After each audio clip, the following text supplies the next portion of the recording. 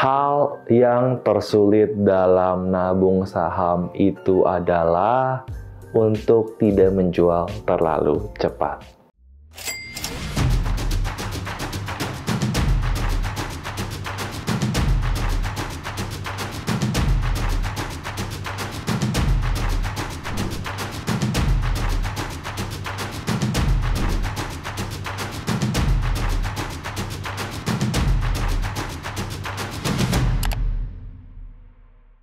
Halo, salam, nama saya Yusuf Arifin Yusuf. Rekan yang baru pertama kali main ke channel ini, welcome to our channel. Di channel ini saya bisa sharing tentang pasar saham, tentang investasi, tentang properti, maupun seputar tentang bisnis. Dan kita di video sebelumnya, kita sempat sharing tentang nabung saham TOTL di portfolio saya yang berbeda dan sedang cuan sekitar 34%-an. Dan di situ saya memberikan sebuah kunci, yaitu adalah kesabaran. Yang berikutnya menurut saya yang cukup sulit dalam menabung saham itu adalah tidak menjual terlalu cepat.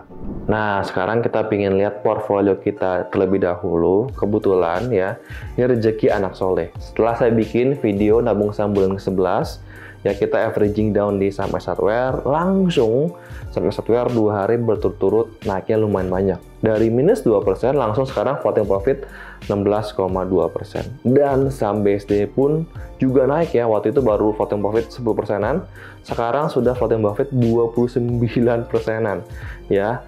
Dan kita bisa lihat walaupun masih ada saham Toto yang minus 12% dan saya rencana baru akan averaging down di harga sekitar 200-an. Sekarang masih di 236, jadi saya mesti nyantai terlebih dahulu. Nah, kan di video sebelumnya saya bilang kalau yang susah itu sabar. Sekarang yang susah itu adalah untuk tidak menjual terlalu cepat. Kenapa? Buat yang sudah praktek menabung saham, kalian punya psikologi pasti akan diuji. Ya, saya sudah sering mengalaminya. Kenapa? Saya ambil contoh, kita akan bikin beberapa skema. Satu, harganya turun. Ya, ternyata turun, kita averaging down, masih turun lagi. Jadi kita ragu, mau nggak averaging down lagi? Kok turunnya nggak ada habis-habis ya gitu ya.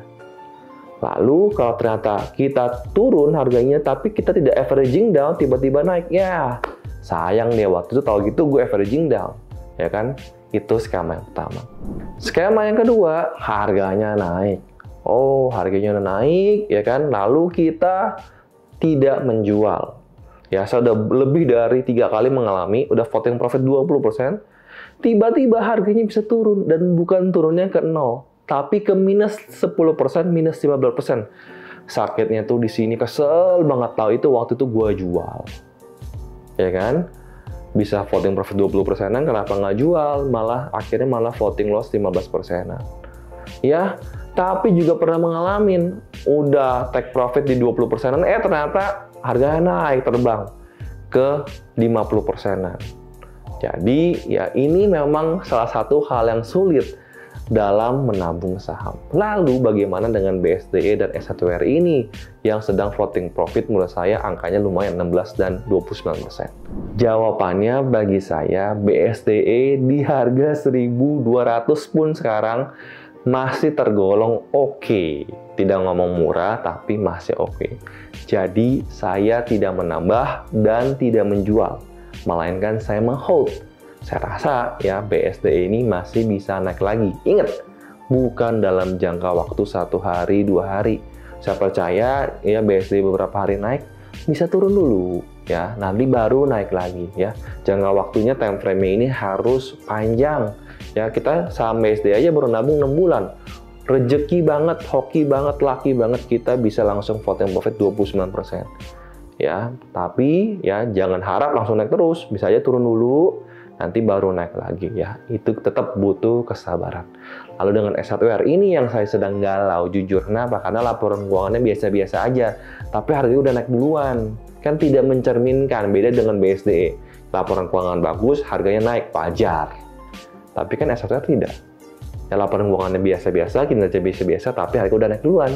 So, ya ini memang pertimbangan buat saya untuk menjual S1R gitu ya. Cuman saya lagi galau jujur mau jual atau tidak. Nah, kalian bisa tulis di kolom komentar bagi kalian apakah mau jual atau taking profit sebagian atau hold aja. So, ini adalah real story pengalaman saya pribadi tentang nabung saham.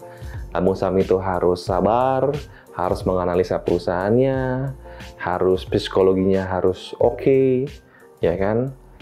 Memang tidak gampang, tidak ada yang gampang. Tapi menurut saya ini adalah salah satu hal yang harus kita lakukan kalau kita pingin kita punya uang itu makin lama makin banyak.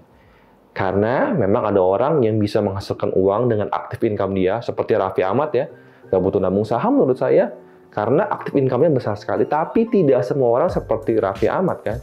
Ada orang yang memang tujuan video saya bikin nabung saham ini adalah mencapai 100 juta pertama. Karena realitasnya banyak banget orang Indonesia yang tidak punya tabungan 100 juta pertamanya dia. Jadi video nabung saham ini sebenarnya ditujukan untuk orang, siapapun, orang yang gaji UMR, orang yang bekerja, OB, satpam, tukang sampah, guru, ya kan, pekerja office gitu kan, office boy, karyawan biasa, yang gajinya UMR, gajinya nggak sampai UMR, tapi ingin menyisihkan sebagian pendapatan mereka untuk menabung, salah satunya adalah menabung saham. Dan mudah-mudahan ya kita bisa lebih cepat mencapai target kita yaitu 100 juta pertama kita. Jadi stay tune di video ini karena kita akan terus nabung saham. Saya nggak tahu nabung saham sampai ke bulan berapa. Yang penting kita ingin mencapai 100 juta pertama kita bersama-sama dengan kalian juga. Share video ini ke teman-teman yang menurut kalian membutuhkan. Like video ini, subscribe video ini apabila kalian suka video ini, dan jangan lupa main ke Instagram saya di @yusuf_arifin_yusef. Sampai ketemu di video berikutnya. Salam cuan dan bye-bye.